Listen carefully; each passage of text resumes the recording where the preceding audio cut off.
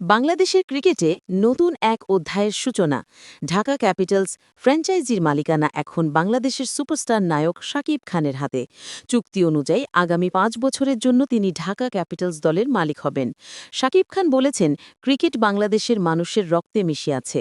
আমি সবসময় চেয়েছি ক্রিকেটের সঙ্গে যুক্ত থাকতে। এবার সেই স্বপ্ন পূরণ হল মালিক হিসেবে। বিশ্লেষকরা বলছেন, ঢাকায় বিনিয়োগের এই উদ্যোগ ক্রিকেটকে আরও জনপ্রিয় করে তুলবে, পাশাপাশি নতুন ক্রিকেটারদের জন্য খুলে দেবে আরও অনেক সুযোগের দরজা। এখন দেখার বিষয়, ঢাকার মাঠে শাকিব খানের নেতৃত্বে ঢাকা ক্যাপিটালস কতটা সাফল্য ছিনিয়ে নিতে পারে আগামী মরশুমগুলোতে। বিস্তারিত প্রতিবেদনে। বিপিএল আয়োজন বিসিবির জন্য এক বিরাট বিরাট বিরাট চ্যালেঞ্জ। একেই তো বিপিএল এর ইমেজ সংকট, এরপরে হাতে সময় একেবারেই নেই। বিসিবি পরিকল্পনা করেছে যে 17 নভেম্বর তারা প্লেয়ার্স ড্রাফট করবে এবং 19 ডিসেম্বর থেকে খেলা মাঠে গড়াবে। যদিও এখনো ভেন্যু চূড়ান্ত না, এখন আসলে দলগুলোও চূড়ান্ত না। কেন বললাম দলগুলো চূড়ান্ত না? কারণ হচ্ছে যে বিসিবি অনেক পরীক্ষা নিরীক্ষা করে, তথ্য উপাত্ত ঘেটে, অডিট ফান্ডে যাচাই বাছাই করে 11টা প্রতিষ্ঠান থেকে শেষমেশ তারা 5টা প্রতিষ্ঠানকে বেছে নিয়েছে এবং এই 5টা প্রতিষ্ঠানকে 5টা ফ্র্যাঞ্চাইজি দেওয়া হয়েছে আগামী 5 বছরের জন্য। সিদ্ধান্ত নিয়েছে, এখনো দিয়ে দেয়নি, কারণ এখানে একটা প্রক্রিয়া বাদ রয়েছে। পুরনো ফ্র্যাঞ্চাইজি দুটো রয়েছে, রংপুর রাইডার্স এবং ঢাকা ক্যাপিটালস, বাকি 3টা একেবারেই নতুন। কোন প্রক্রিয়াটা বাকি রয়েছে? Bank guarantee. বিসিবি এবার এই ব্যাপারে অনড়, তারা ব্যাংক গ্যারান্টি নেবেই এবং সেটা 10 কোটি টাকা। 5 দিন সময় দেওয়া হয়েছে, এর ভেতরে 1 দিন চলে গেছে, আর সময় বাকি আছে 4 দিন। এর ভেতরে শুক্র শনি রবি সোম, এই 4 দিনের ভেতরে এই 5টা প্রতিষ্ঠানকে 10 কোটি টাকার ব্যাংক গ্যারান্টি বিসিবিকে দিতে হবে এবং তারপরেই আনুষ্ঠানিক প্রক্রিয়া শুরু হয়ে যাবে।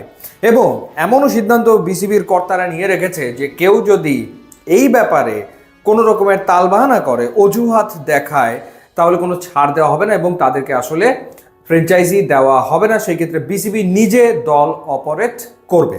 অর্থাৎ 10 কোটি টাকার ব্যাংক গ্যারান্টি এই 5টা প্রতিষ্ঠানকে আগামী 4 দিনের ভেতরে দিতেই হবে। এখন দেখা যাক সেই সামর্থ্য, সেই সক্ষমতা নিশ্চয়ই তাদের আছে, সে কারণেই তো বিসিবি তাদেরকে দলগুলো দিয়েছে। এটা গেল একটা দিক।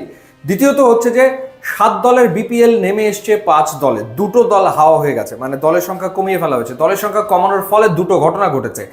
এক হচ্ছে যে তার মানে কম সংখ্যক ক্রিকেটার এবার বিপিএল অংশ নিতে পারবে, 2টো দল যেহেতু নেই, এবং দল কম হওয়ায় ম্যাচের সংখ্যা কমে গেছে। সেখানে আবার তীব্র আপত্তি রয়েছে রংপুর রাইডার্সের। তারা বলেছে যে যদি ম্যাচের সংখ্যা কম হয় তাহলে সেই ক্ষেত্রে তাদের যে স্পন্সরশিপ ফি সেটা আসলে কমে আসে। এখন স্পন্সরের কাছ থেকে তার টাকার পরিমাণ যদি কমে আসে তাহলে তার পেমেন্ট, ক্রিকেটারদেরকে সে যে পেমেন্টটা দেবে সেই পেমেন্টটা দিতেও তার হিমশিম খেতে হবে, বা সেইখানে টাকার পরিমাণটা কমবে। অর্থাৎ 7 দল যখন খেলেছে তখন তো 12টা করে ম্যাচ এমনিই পেয়েছে। সো 12টা ম্যাচের জন্য ক্রিকেটারদের যখন কন্ট্রাক্ট করা হয়েছে তখন তাদেরকে যে পারিশ্রমিক দেওয়া হয়েছিল, যখন 2টো দল নেই ম্যাচের সংখ্যা কমে আসবে 8-এ, 4টা ম্যাচ কমে যাবে, তাহলে তো পারিশ্রমিক ডেফিনেটলি কমে আসবে ক্রিকেটারদের। তো আলটিমেটলি যেটা হবে যে ক্রিকেটারদের পারিশ্রমিক কমে গেলে তারা তো অসন্তুষ্ট হবে এবং তারা অলরেডি তাদের অসন্তোষ বিভিন্ন জায়গায় প্রকাশ করতে শুরু করেছে। একেই দল কমে যাওয়ার কারণে নাম্বার অফ ক্রিকেটার্সের সংখ্যা কমে যাচ্ছে।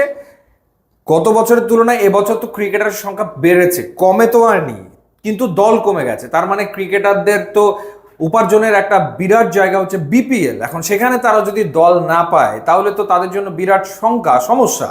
তারা অসন্তুষ্ট হয়েছে এই কারণে। আবার ফ্র্যাঞ্চাইজিগুলো যে পারিশ্রমিক দেবে ক্রিকেটারদেরকে, যেহেতু ম্যাচের সংখ্যা কমে গেছে তারা স্পন্সরসদের কাছ থেকে কম টাকা পাবে, সুতরাং তারা কম পারিশ্রমিক দেবে ক্রিকেটারদের। সুতরাং আলটিমেটলি ক্রিকেটাররা দেখছে যে তারা আর্থিকভাবে ক্ষতিগ্রস্ত হচ্ছে। সেই কারণে বিসিবির আবার একটা মহল চাইছে যে না, আর একটা দল বাড়িয়ে 6টা করতে, এবং সেই ক্ষেত্রে বরিশালকে ফেরানোর একটা সম্ভাবনা আসলে রয়েছে।